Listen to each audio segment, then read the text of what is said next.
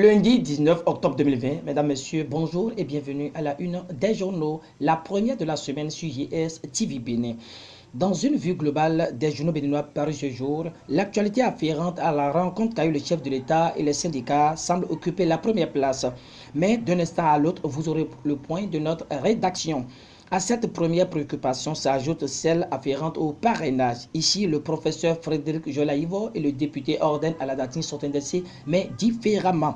Présidentielle de 2021 au Bénin, que retenir? Affaire 39 hectares à Abomey-Calavi et les révélations de l'ancien maire Moussou Guédé qui plonge ses pairs à suivre également dans cette revue de presse.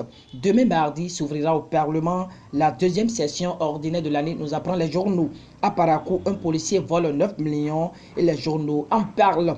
Claudine Afiavi Prudencio et Candide Azanaï à la une des journaux. Mesdames, Messieurs, c'est déjà les essentiels en titre, mais avant le développement, allons à la découverte du quotidien Dynamis Info, qui est le journal à l'honneur ce lundi sur JS TV Bénin. Si l'on note plus d'une réaction au sujet de la dette envers les travailleurs soulignée par le chef de l'État au cours de la rencontre qu'il a eue avec les partenaires sociaux ce vendredi, Dynamis Info pense que tout le monde peut opiner là-dessus, sauf Toboula.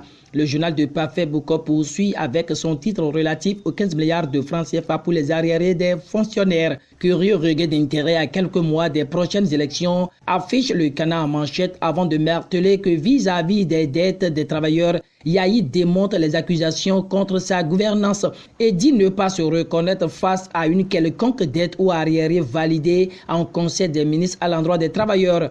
Donnant ainsi d'amples explications afin d'éclairer l'opinion, Boniaï donne sa réponse et dit avoir apuré les arriérés salariaux de 180 milliards laissés par les régimes précédents à celui de 2006 au nom de la continuité de l'État. Donc très surpris d'apprendre que son régime a laissé une telle dette à l'endroit de ces travailleurs chenilles ouvriers de la République qui ont été la cible majeure de son action à la tête du pays, sans oublier la période sensible où le peuple béninois doit exercer librement sa souveraineté au cours des prochains scrutins présidentiels souhaités inclusifs, équitables et transparents. Boniaï, en qualité d'aîné, invite le président Patrice Talon à tirer le son des perturbations graves liées aux dernières élections législatives et communales exclusives pour qu'enfin le peuple béninois jouisse de son droit inaliénable à choisir librement le citoyen qualifié pour présider nos destinées au cours des 5 prochaines années. Cela suppose la suppression des barrières et verrous de tout genre porteurs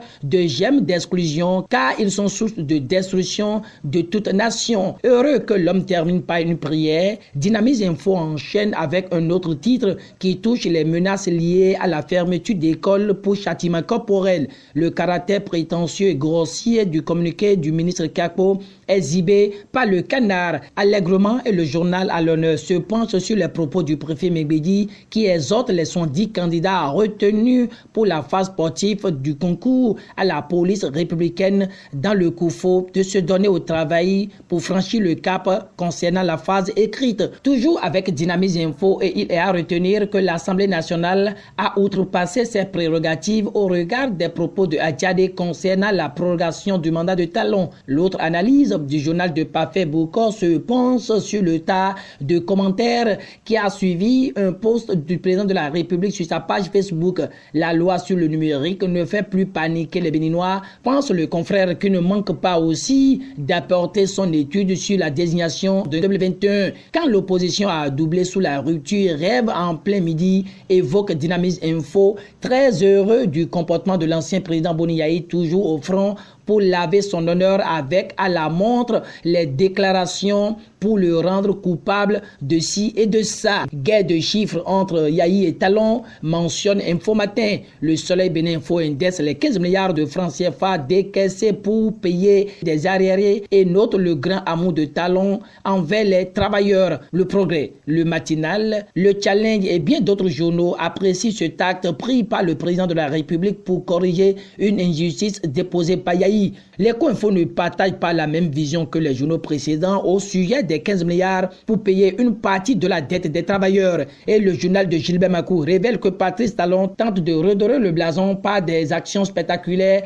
à seule fin de rempiler. N'est-ce pas trop tard pour emporter la conviction des uns et des autres avec tout ce qui s'est passé en 5 ans? Se demande l'Éco-Info avant de se pencher sur cette déclaration faite par le professeur Frédéric Joël Aïvo le 16 août 2020 à Glasgow. Je cite, pour la prochaine élection présidentielle, il n'y a aucune autre option que l'ouverture. D'ici Joël Aïvo qui sait d'après l'Éco-Info que le parrainage, tout en pesant ses mots, même s'il en faut 10, je ferai partie d'eux qui feront exploser le parrainage. Inflexible, Joël Aïvo insiste sur l'abrogation du parrainage et à l'Audace Info, confiant que la communauté économique des États de l'Afrique de l'Ouest CEDEAO renforce l'opposition béninoise en ordonnant à l'exécutif l'annulation de la loi sur le parrainage des candidats à la présidentielle. Peut-être c'est pour céder à cette demande que le challenge nous signale qu'une importante rencontre entre la Sénat et les députés est prévue pour le mercredi prochain. Entre-temps, l'événement du jour, écrit selon les révélations de l'honorable Orden Aladati, qui souhaite que Talon informe ses populations sur sa candidature, déjà que l'élu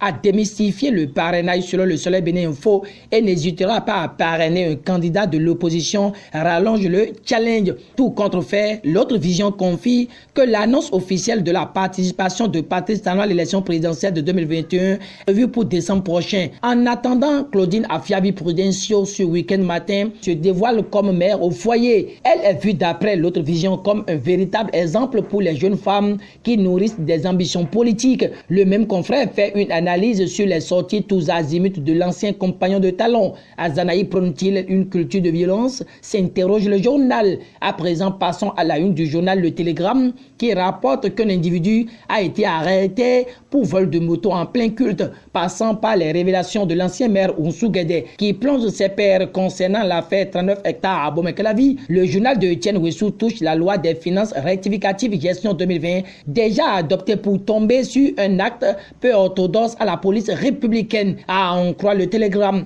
un policier vole 9 millions à Parakou. Le directeur général de la police républicaine engage une lutte sans merci pour discipliner sa troupe, écrit le Télégramme. Terminons cette revue de presse avec Matin Libre qui est ému du professionnalisme du football béninois. Réalisme ou utopie, se demande le journal du Batito à Cotonou.